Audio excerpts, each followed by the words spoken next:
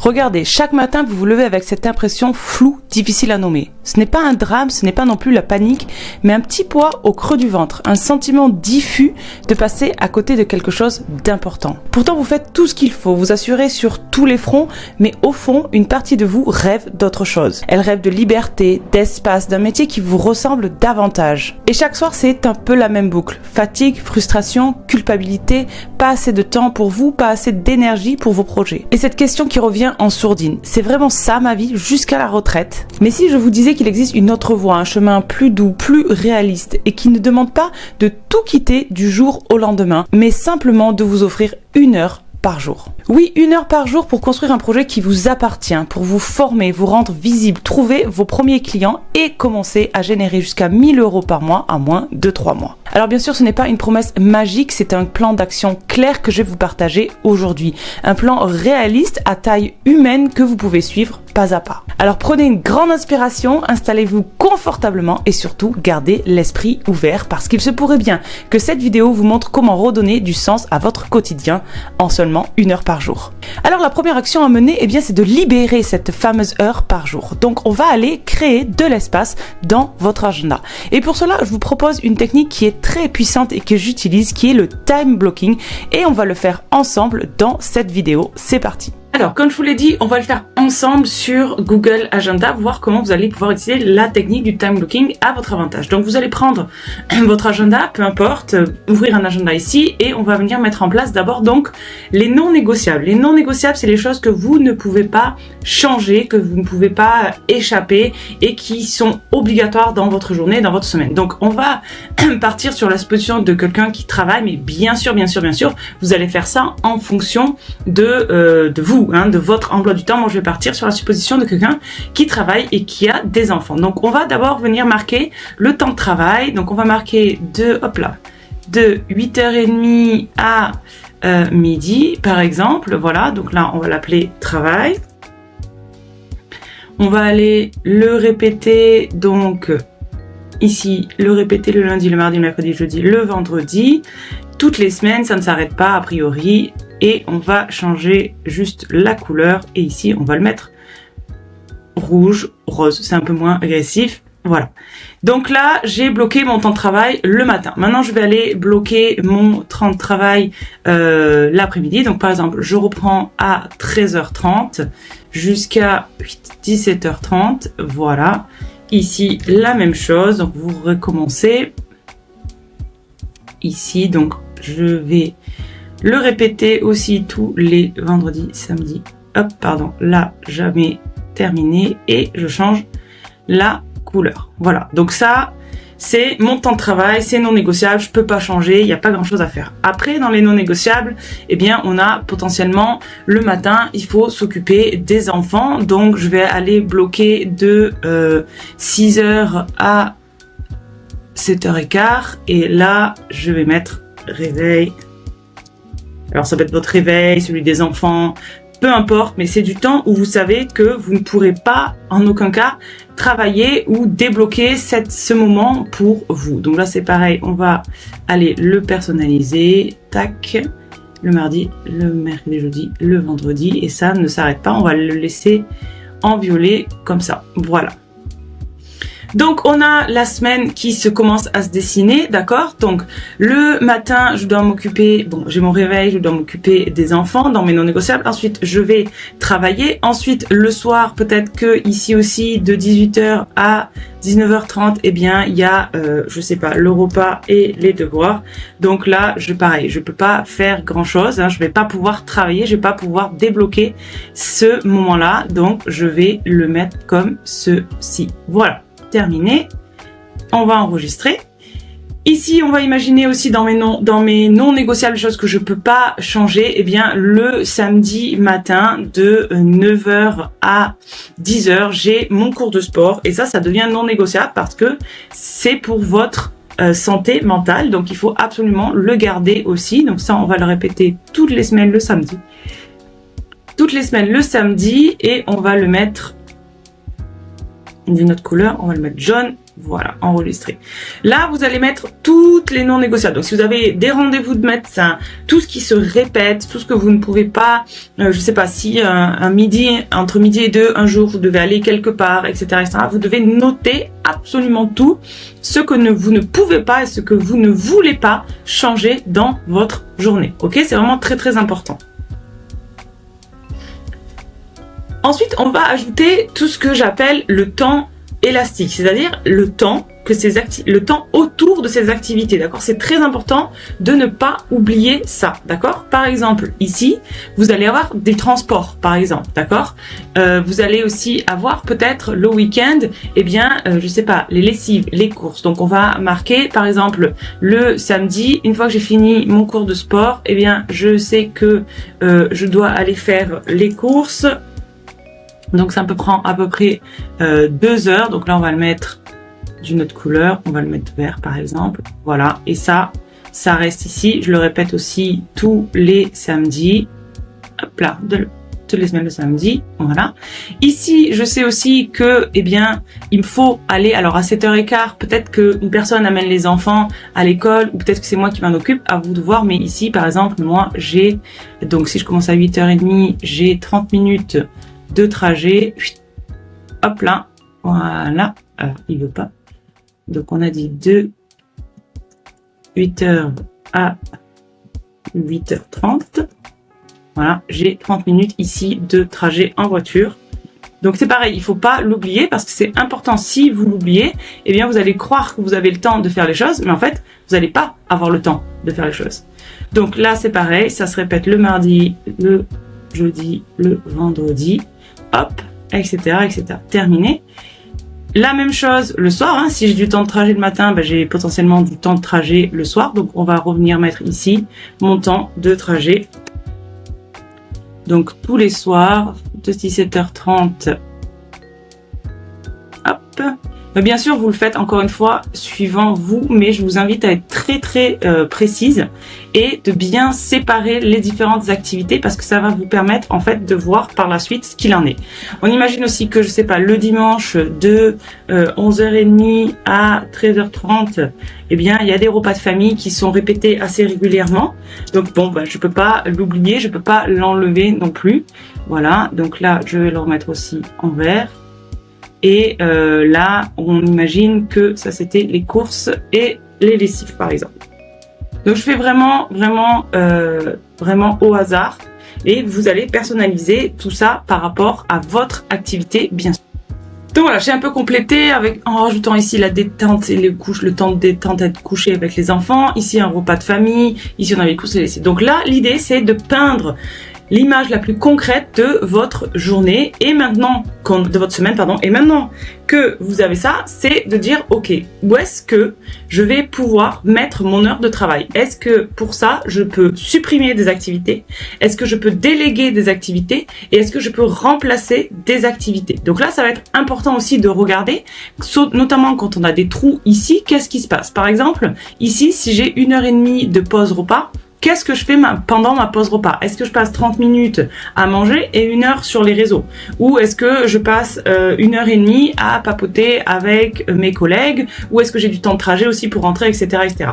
Est-ce que, par exemple, là, le matin, si je dois amener les enfants à l'école, éventuellement, quelqu'un peut me remplacer une fois dans la semaine pour que je puisse dégager 1 heure pour moi? Là, l'idée, je vous répète, c'est de trouver 1 heure régulière chaque jour que vous allez pouvoir réutiliser pour travailler. Et c'est important, cette heure, elle va devenir un non négociable, d'accord? Ça veut dire que cette heure, ça va pas être, tiens, est-ce qu'aujourd'hui tu peux? Non, parce que dans cette heure-là de votre journée, eh bien, ça sera votre heure dédiée à votre entreprise, d'accord?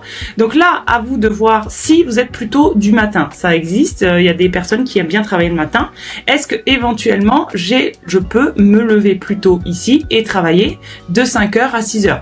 Est-ce qu'aussi en parallèle, je peux déplacer le réveil des enfants de 1/4 d'heure pour me laisser un petit quart d'heure ici, vous voyez? Donc pensez toujours, c'est supprimer, modifier ou remplacer. Et c'est souvent des petits ajustements. Donc je peux décider de venir travailler ici alors peut-être pas de 5h, de 5h à 6h, d'accord? Hop, et là je mets entreprise. Ça devient votre non négociable. d'accord? Donc on va le mettre d'une couleur proche de ça, rouge. Et je sais que le matin, je peux répéter ça le matin, avant le réveil de tout le monde, je peux le faire là. Maintenant, est-ce que j'ai potentiellement, vu que j'ai du temps, alors ça c'est une possibilité, d'accord? On n'a pas tous la même possibilité, mais peut-être que j'ai 1h30 de pause ici, et en fait cette heure et demie, bon, ben en fait je pourrais l'utiliser autrement. Donc peut-être que finalement, cette heure de travail, je peux la mettre ici, et me dire, ok, bah sur mes 1h30 de pause, je vais prendre 30-45 minutes pour manger, et puis je vais prendre 45 minutes, 1 heure, pour vraiment me concentrer sur la création de mon entreprise, parce que je peux le faire, et donc vous le déployez ici, d'accord? Donc ça c'est pour la semaine. Ou au contraire, est-ce que je suis du soir et une fois que tout le monde est couché et je me laisse ici un petit repos de 30 minutes pour me remettre tranquillement, et je suis du soir, je suis quelqu'un qui à partir de 21h à 22h, je peux vraiment travailler, je peux vraiment me concentrer. Voilà, la journée est terminée, les tâches sont terminées, les enfants sont couchés. Est-ce que je peux prendre ici mes heures pour travailler, sachant que bien sûr vous pouvez aussi panacher, d'accord? Vous pouvez très bien dire, voilà, le lundi au travail c'est serré, c'est beaucoup de travail, donc je vais plutôt travailler le soir, mais par contre ici j'aimerais bien travailler entre midi et 2, donc je vais mettre mon heure de travail ici, ok? Donc c'est à vous vraiment de voir comment vous voulez trouver du temps là-dedans, mais je répète, ce qui va être important, c'est que ça ne bouge pas, d'accord? Ça veut pas dire que bah tiens, alors oui, alors la semaine prochaine je pourrais pas parce que non. Ici, si c'est comme ça, eh bien j'ai tous les jours mon heure de travail ici, d'accord, qui va rester. Parce que c'est important et c'est non négociable. C'est votre heure de travail, vous allez dans votre bureau et vous travaillez. Donc voilà, éventuellement, on peut dire je travaille 1 heure le lundi soir et puis les autres jours, je travaille sur ma pause repas parce que c'est faisable. Donc on a trouvé déjà 5 heures, d'accord? Et puis, eh bien, il reste 2 heures à trouver dans le week-end, donc une heure par week-end. Et là, on peut très bien se dire, ben, moi, je préfère le faire le matin de toute façon parce que de toute façon, le matin, par habitude, je suis réveillée. Donc, eh bien, je préfère le faire là. Donc, je préfère me donner 1 heure le matin quand tout le monde dort encore le week-end pour travailler, ok? Donc ici et ici. Et donc là, j'ai libéré mes 7 heures par semaine de manière régulière, de manière marquée dans mon calendrier, d'accord? Parce que je sais que c'est comme ça et je ne le change pas. Donc ça veut dire que le samedi matin et le dimanche matin, peu importe ce qui se passe, eh bien je vais travailler, me lever pour travailler. Donc voilà comment vous pouvez utiliser la technique du time blocking. L'idée c'est de bloquer des créneaux, d'accord? Encore une fois, soyez très précise, marquez vos trajets. Quand vous allez au sport, pensez qu'il faut du temps pour y aller, il faut du temps pour en revenir. Quand vous allez faire les courses ou la lessive, c'est pareil. Pensez qu'il faut du temps autour de ces activités. Le repas de famille, c'est pareil. Vous n'allez pas finir à 13h30 et vous dire à 13h35, je suis au travail, d'accord? C'est très très important de réfléchir aussi à ça pour pas que votre agenda se retrouve très compact et qu'au final vous n'ayez pas le temps de tout faire, d'accord? Ça va aussi beaucoup se baser sur l'observation de comment vous utilisez votre temps. Donc si aujourd'hui vous savez pas trop par où commencer, je vous conseillerais de vous observer pendant 1 à 2 semaines, de noter vraiment ce que vous faites en termes de créneaux horaires pour pouvoir ensuite le reporter là-dedans et ensuite trouver ce fameux créneau de 1 heure par jour pour pouvoir travailler sur votre entreprise. Voilà, allez, c'était la technique du time blocking et on se retrouve pour le reste de la vidéo. Alors, action numéro 2. Maintenant que vous avez 1 heure par jour, nous allons l'utiliser intelligemment. Durant la première semaine, vous allez prendre le temps de répondre à 3 grandes questions. 1. Qui êtes-vous? Ça veut dire quoi? Quelles sont vos compétences? Quelle mission pouvez-vous proposer pour aider des entrepreneurs? Quels sont vos tarifs de départ? 2. Qui voulez-vous aider? Donc, quel type de clientèle vous attire? Et puis, connaissez-vous leurs problèmes, leurs besoins, leurs désirs? Comment les aider concrètement? Et 3. Où se trouve cette clientèle? Est-ce qu'elle est sur Instagram? Est-ce qu'elle est sur LinkedIn? Est-ce que vous la trouvez dans la réalité, dans des espaces physiques comme des coworking, des événements ou des gens que vous devez aller rencontrer? Cette clarté, elle est essentielle pour la suite. Puis l'action numéro 3, ça va être de vous rendre visible sans vous surexposer. La bonne nouvelle, c'est que vous n'avez pas besoin de vous montrer en vidéo ni de faire des danses sur Instagram pour gagner en visibilité. Non. Votre objectif, c'est pas d'être partout, mais au contraire d'être au bon endroit. Donc il ne s'agit pas d'aller publier sur tous les réseaux sociaux à la fois parce que ça serait contre-productif, épuisant et inutile pour vous. L'essentiel, ça va être d'être visible là où se trouve votre client de cœur. Donc par exemple, si votre cible est sur LinkedIn, vous allez vous concentrer sur LinkedIn. Si elle est sur Instagram, vous allez être présente sur Instagram. Encore une fois, ça sert à rien de s'éparpiller, mieux vaut être stratégique et constante sur un seul réseau bien choisi. Donc vous allez mettre en place une routine simple de création de contenu.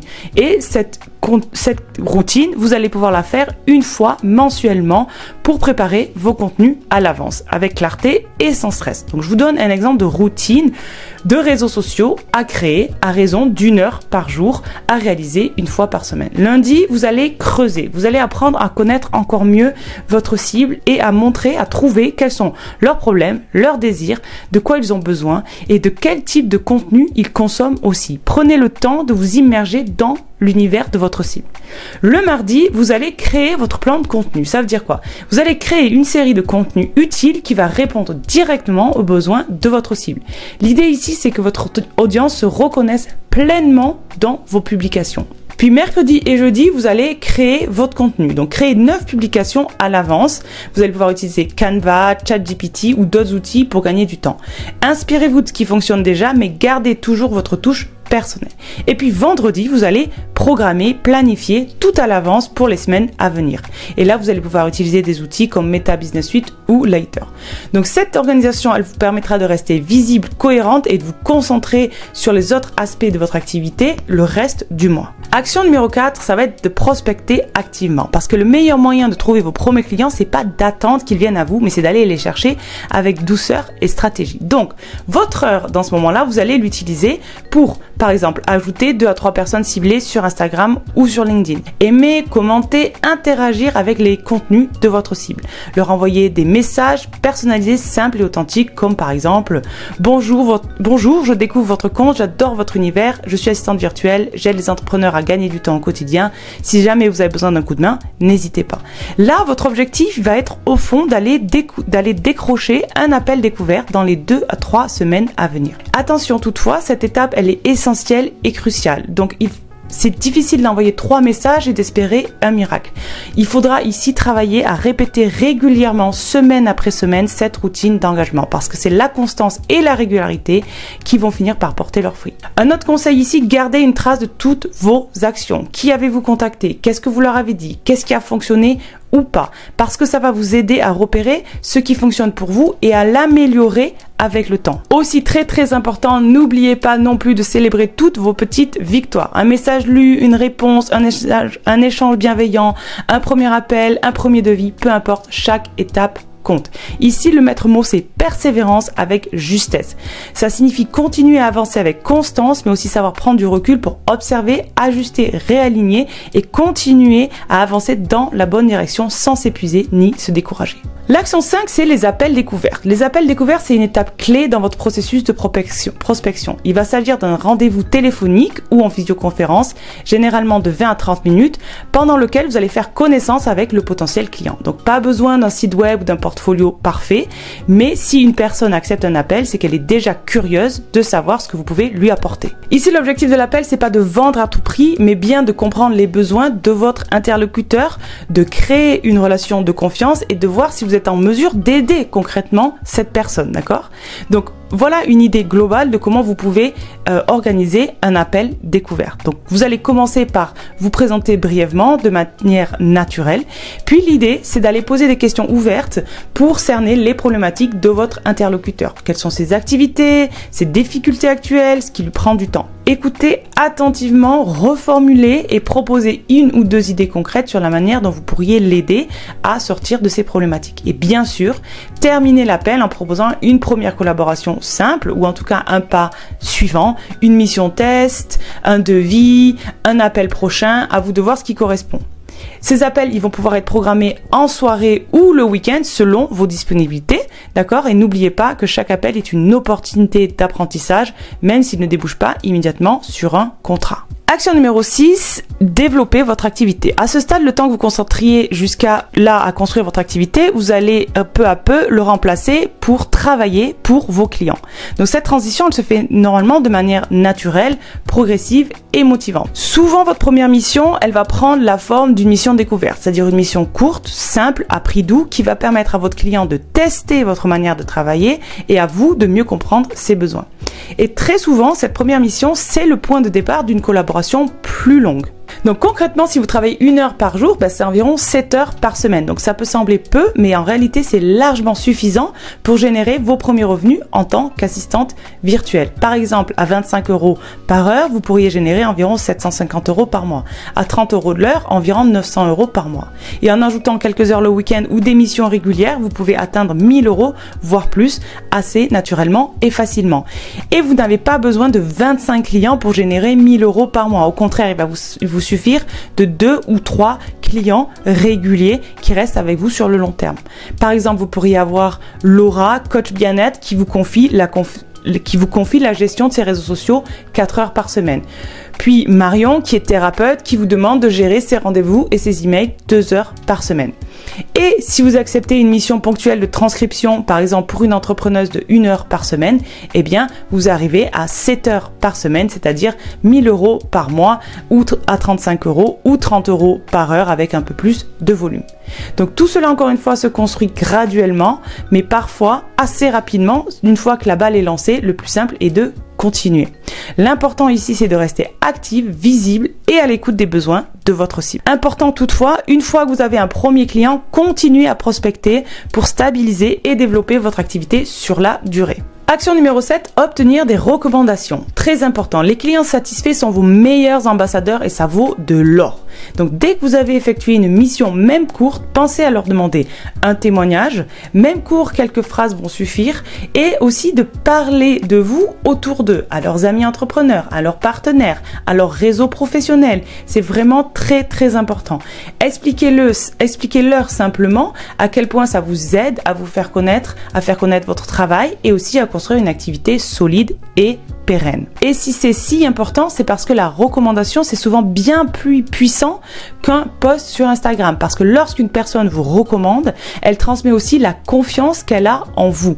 Et ça réduit les freins chez les futurs clients, ça crée une connexion humaine naturelle et ça peut déclencher de nouvelles opportunités bien plus rapidement que vous ne l'imaginez. Pensez également à conserver tous vos témoignages sur un document, un drive ou même sur votre profil professionnel parce que vous pourrez les utiliser plus tard comme preuve sociale sur vos pages de présentation, sur vos messages privés ou sur vos contenus. Chaque témoignage devient un petit pas de plus vers la construction de votre crédibilité et de votre réputation en tant qu'assistante digitale. Et enfin, action numéro 8, construire votre vision à moyen terme. Une fois que vous atteignez 1000 € puis 2000 € par mois, un nouveau chapitre va s'ouvrir devant vous. Vous allez pouvoir alors vous poser une vraie question. Est-ce que vous souhaitez vous concentrer à 100% sur votre activité d'assistante virtuelle ou continuer à cumuler cette activité avec votre emploi actuel? Et surtout, ce qui va être important là, de garder en tête, c'est que vous avez le choix et vous l'aurez toujours. Et c'est cela, la liberté qu'on construit jour après jour. C'est sûr qu'il est souvent difficile de dégager une vingtaine d'heures par semaine en plus d'un emploi salarié. C'est pourquoi, une fois les premiers revenus réguliers installés, vous allez avoir plusieurs options qui vont s'offrir à vous. Vous allez pouvoir réduire par exemple peut-être votre temps de travail salarié, passer à mi-temps et viser 2000 € en complément grâce à votre activité d'indépendante. Ou, si vous le souhaitez, vous pouvez démissionner pour vous lancer à 100% dans votre activité d'indépendante. Ou alors, vous pouvez continuer tranquillement à augmenter progressivement votre nombre d'heures en freelance ou au contraire le réduire si vous souhaitez un rythme plus doux. Et vous avez aussi toujours l'option de revenir au salariat à temps plein ou à mi-temps plus tard si vos envies évoluent ou vos besoins changent. Ce qui va compter ici, c'est que vous repreniez la main sur votre trajectoire. Vous allez créer une activité qui peut s'adapter à votre vie, à vos projets et à vos besoins du moment. Donc lancer votre activité et particulièrement une activité d'assistante virtuelle, c'est choisir de vous donner des options des alternatives, une sécurité nouvelle que vous construisez vous-même et c'est sûr que ce pouvoir-là, cette liberté-là, elle n'a pas de prix. Voilà, c'est la fin de cette vidéo et ce que vous venez de voir, ce n'est pas un rêve, ce n'est pas réservé aux autres ou à celles qui ont tout compris. Au contraire, vous avez ici maintenant entre vos mains un plan simple, clair et réalisable. Ici, pas besoin de diplôme, pas besoin d'expérience et pas besoin de tout plaquer pour commencer. Vous avez juste besoin de 1 heure par jour, un peu de discipline et la volonté de vous prouver que vous pouvez faire mieux pour vous, pour votre famille, pour ceux qui comptent autour de vous. Alors maintenant, vous avez 2 choix. Vous pouvez refermer cette vidéo, retourner à vos habitudes et laisser la vie se dérouler comme elle a été jusqu'à aujourd'hui. Ou vous pouvez décider que cette fois, cette vidéo, c'est la bonne, que vous allez agir, que vous allez commencer même petit. Même si vous doutez et même si ce n'est pas parfait. Parce qu'entre attendre et avancer, il y a un monde. Et ce monde, c'est peut-être celui que vous êtes en train de construire maintenant. Alors la suite vous appartient. Et si vous êtes prête à transformer ces 1 heure par jour en vraie liberté, alors je vous invite à visionner ma masterclass gratuite qui est accessible en lien description juste en dessous. En attendant, je vous dis à très vite, c'était Julie.